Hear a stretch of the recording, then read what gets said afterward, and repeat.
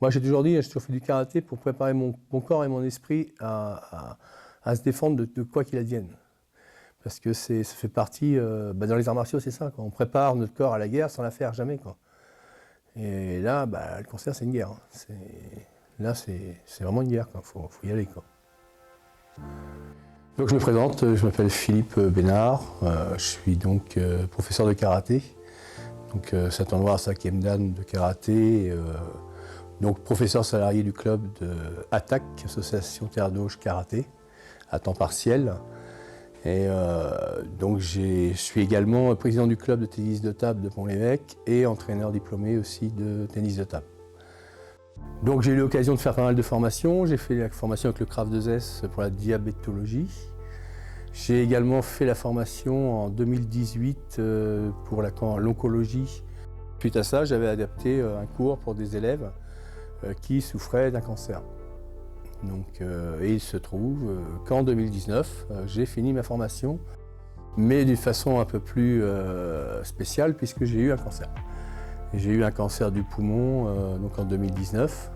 Donc je n'avais rien, j'avais juste une simple légère douleur dans le bas de l'omoplate au mois de mars, un matin. C'est une douleur qui est revenue de temps en temps. J'ai fait une radio. Et sur la radio, il y avait une opacité de 18 mm dans le bas du poumon gauche. Et au TEP scan, ils ont découvert donc, que j'avais cette fameuse tumeur de 18 mm était passée à 25 mm en un mois et demi. Et il y avait un ganglion dans le médiastin qui était touché aussi de 12 mm. Donc ils ont fait deux chimios d'induction. Ils ont enlevé le lobe inférieur gauche du poumon. Et ensuite 2 autres chimios. Donc ça c'était en 2019, donc de août à décembre 2019. Et donc en novembre 2019, j'étais en rémission. Donc en juin 2021, le 13 juin 2021, j'ai passé mon 5e dan de karaté, donc un examen national. Et le 16 juin au contrôle, ils se sont aperçus que ça avait repris. Donc j'avais à nouveau un ganglion dans le médiastin qui était touché et un ganglion sous-claviculaire qui était touché. Donc là, à nouveau, on a eu un traitement qui était beaucoup plus lourd, puisque j'ai eu une chimio de 7 heures, suivie d'une chimio par semaine de 3h30 pendant 6 semaines et de 34 séances de rayons. J'ai réussi à maintenir mes cours adultes, j'ai continué à faire mes cours adultes, mais néanmoins, donc en novembre, fin novembre donc 2021, je suis à nouveau en remission depuis fin novembre 2021. En tant qu'enseignant, j'ai enseigné à des gens qui avaient des cancers, j'avais eu 3 élèves. Et c'est vrai que je n'avais pas toute cette notion de peur qu'on pouvait ressentir quand on l'a vraiment, quoi. Parce que c'est vrai qu'on se dit, on essaie de se mettre à la place des gens, mais on ne peut pas se mettre à la place des gens, puisque là, c'est une épée de Damoclès. Quand on vous l'annonce, on voit la peur et la tristesse des siens, dans les yeux des siens. Et voilà, ça fait mal, quoi. Donc il faut comprendre que c'est vraiment assez dur à vivre. Et le sport me permettait justement d'entrer un élément que j'aime, que j'adore, et de carrément, j'allais dire, sortir de ma tête tous ces problèmes-là. Les gens que j'ai eus, c'était des gens qui n'avaient jamais fait de sport. Jamais. Qui l'ont vu, qui ont vu l'affiche par laquelle je pratiquais, je donnais des cours de karaté à des gens qui étaient malades, et qui sont venus, mais qui n'avaient jamais fait de sport avant. Jamais. Et je pense qu'ils sont venus parce qu'ils se sentaient bien, ils transpiraient, ils avaient la tête ailleurs pendant 1 heure. Ils étaient déconnectés de leurs soucis quotidiens. Parce que c'est vrai que c'est pas facile, quoi. C'est pas facile parce que quand on voit quelqu'un de sa famille ou des amis, il dit ta santé, ça va et tout. Et à chaque fois, ça revient. Mais c'est normal, que les gens s'inquiètent, c'est quelque chose de naturel et normal. Mais ça nous le rappelle tout le temps. Et c'est quand on pratique le sport, on fait notre technique, on s'amuse, on est entre potes, on n'est pas dans ce sujet-là, quoi. Donc c'est vrai que psychologiquement, c'est vraiment important, très très important. Simplement ne pas renoncer, ne pas s'avouer vaincu, quoi. Pour moi, de toute façon, j'allais guérir, donc à partir de ce moment-là, c'est hors de question que je lâche les bras, c'est hors de question, quoi.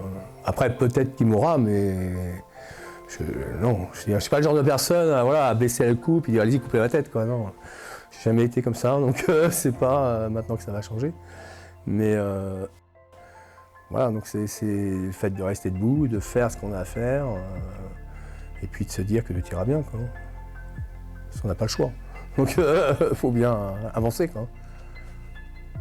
Cette notion de combat est essentielle psychologiquement et physiquement, qui est propre aux arts martiaux, je pense, de se battre et puis de se dire que on va l'avoir, quoi. Mais tout en sachant qu'on a toujours cette épée de Damoclès qui est là et qu'on a besoin de sortir justement de ça. Mais je ne pensais pas que ça pouvait être aussi dur.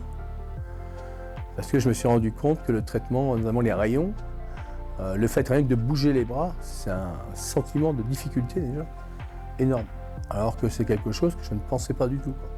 Je ne pensais pas que c'était si dur. Mais c'est surtout d'un point de vue psychologique que c'est dur. Parce que c'est comme je vous dis, ce que vous dites tout à l'heure, c'est que le cancer, ça fait peur. L'éducateur sportif, que ce soit dans la maladie ou des fois ailleurs, pour moi, ça a un rôle social, mais primordial. Leur dire que déjà, ça va être des gens qui vont être importants dans le sens où il faut bien comprendre que ce sera vraiment un soutien pour ces personnes. Et, que ce soit qu'ils viennent au tennis de table, basket santé, karaté santé, judo santé, il doit y en avoir, mais qu'ils pratiquent, c'est vraiment important parce que ça les sort comment je pourrais dire, ça les sort de ce cocon de maladie qu'on a chez soi.